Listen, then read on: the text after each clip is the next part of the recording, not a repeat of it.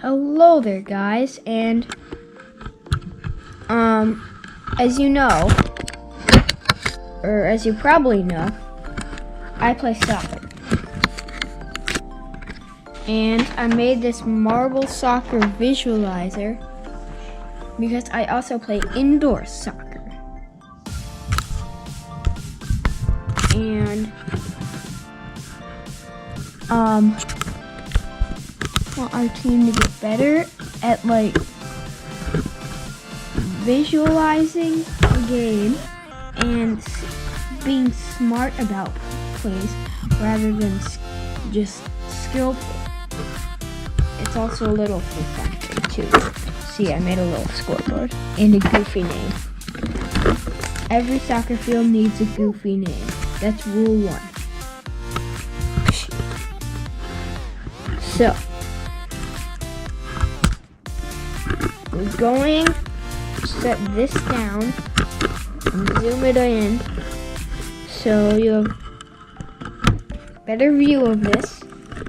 And I play for this team called Oakland North End that is not a travel team or anything. It's based in Royal Oak in Michigan. It's just like a local team. So, yeah.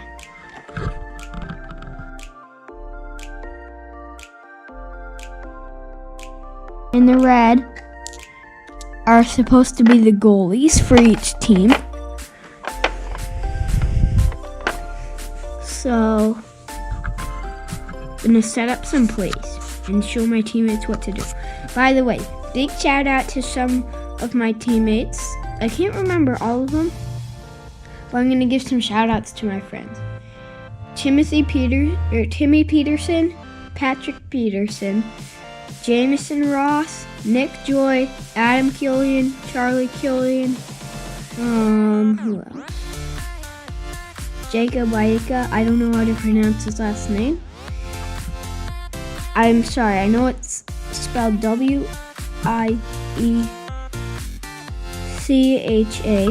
I'm sorry, Jacob, if you're watching this. I'm sorry. And Alex, he's Jacob's friend, but I don't know his last name.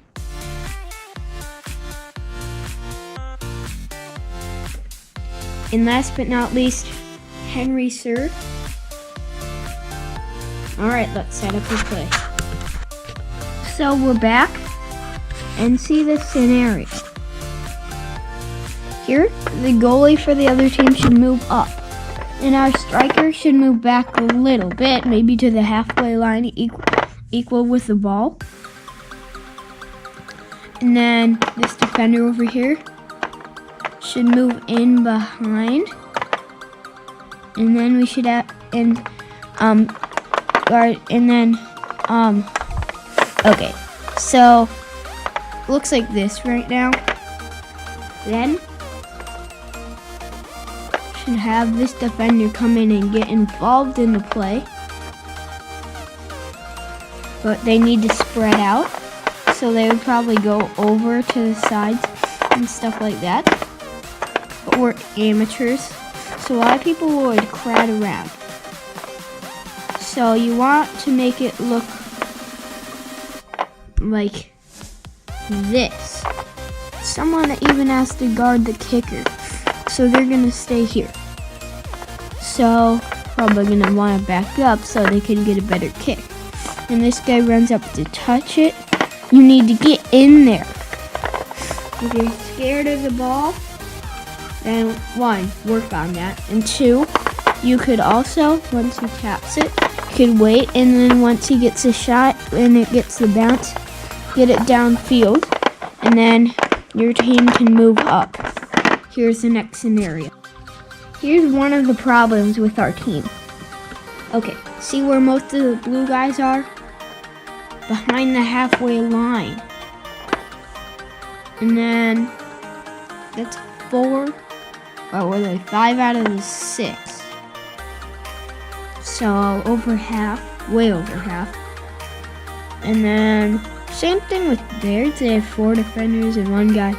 But this is good since they have someone ready. Plus they're all on the edge, except for maybe these two, since or these three, because they want to defend.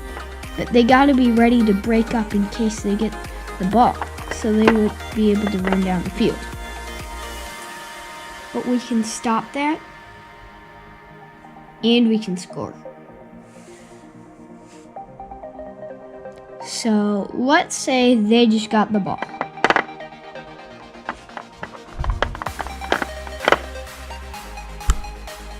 They could play it up and they could dribble right by us, but there's a way to prevent that.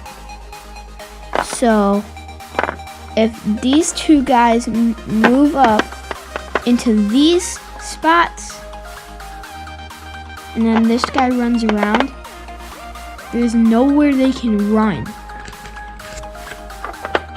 This should look the same as in the start. So this is for kickoffs, for one.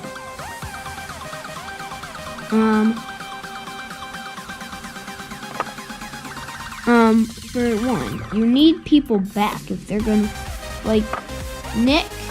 Then this is Nick, Nicholas Joy, from my team. He usually does a back heel pass to Henry Sir, who kicks it way downfield to one of us, who is hopefully down there. I don't see this as a good strategy. Plus, it's right into them. But I still think they should get in position better, like our team is. Like this. If they're like it, I applaud them. Good thinking, coach. Instead of there being, because what if someone's not there? Or it's right into defenders. So, Henry, I'm not taking this to blame you. It's still a good strategy. Maybe just not, instead of like booming it upfield, maybe like a soft like small little clear up to the guy who runs up. Let's like Timmy or Patrick or Jameson or me. And yeah. But I mean, that strategy still can work sometimes, but you get too much power on it when it's coming back.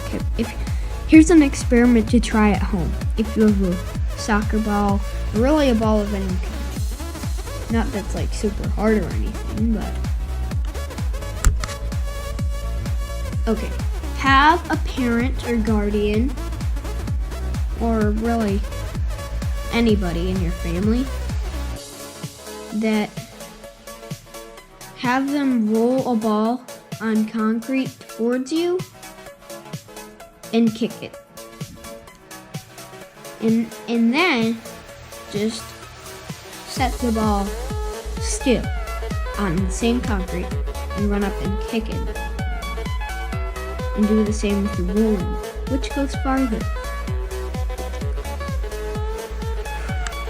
So anyway, I feel like Nick should cross it into like Timmy, who can cross it, who can take it up, and Nick's there. I mean, the defense would react, but this is like, so if that happened, Nick would go here, the defense would swarm around him, pretty much, leaving Timmy, Nick would everybody would swarm around Timmy, making him, if he got a good enough kick, it could go right to Nick. And that's where the unselfish parts come in. Like, remember Charlie Anderson? We can't head in our league, but if we could get a good kick on it, that would go in almost indefinitely unless it hit the crossbar. Last scenario for today, okay? I'll give you a hint. It has to do with a foul, and if your team gets a free kick. Like, so it's for both teams, but right now you can probably see we already did this. We're gonna do if your team gets a free kick. Okay? Okay, not that any of my teammates ever do this, but see, like, the goalie, first of all, should come up.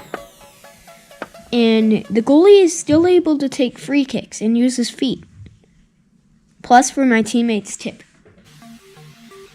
Okay. So, this is mainly for people like...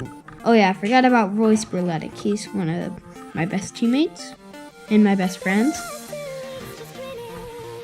But Jameson, Charlie Anderson, and Royce are all good at being goalie, including me, because my dad was goalie, for a little bit, and he taught me some tips. Plus, he coaches soccer. So the goalie is still able to take free kicks, but he wouldn't want to go all the way up here and have to run all the way back. So mainly, if the goalie is inside, if the free kick is inside this box, the goalie should take it. And if your coach tells you to, then it's okay to move up if you're goalie.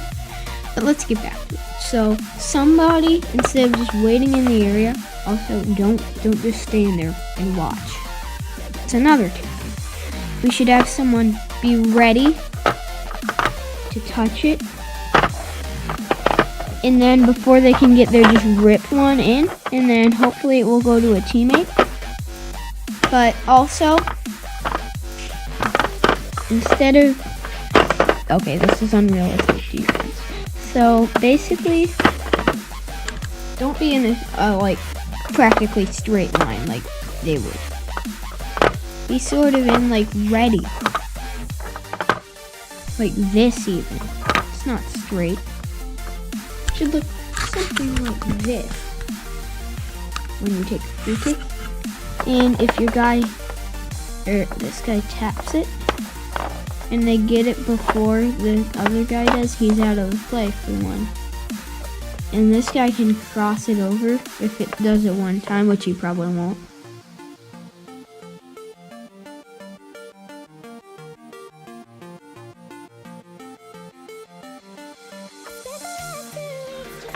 Also, guys, practice one timing. When the ball is coming at you, practice one timing if you're on my team.